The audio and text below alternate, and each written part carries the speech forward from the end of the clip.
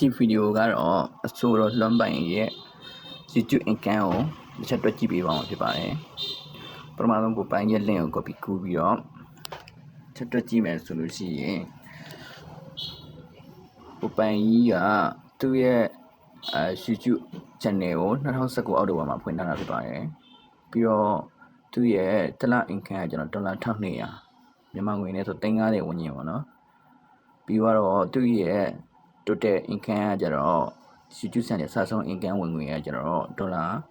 1သိန်းကျော်ဆိုရင်မြန်မာငွေနဲ့ဆိုရင်3400ကျော်ပေါ့နော်ရှိပါတယ်ပြီးတော့သူ့ရဲ့တလချင်း view ကကျတော့4သိန်းကျော်ရှိတယ်4သိန်း1000ကျော်ရှိပါတယ်ပြီးတော့သူ့ရဲ့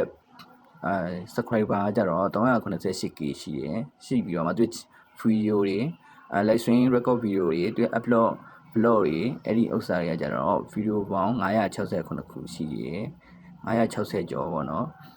အဲ့ဆိုတော့သူရဲ့တစ်လ income က350ဝန်းကျင်မှာအနည်းဆုံး350ဝန်းကျင်မှာရှိပါတယ်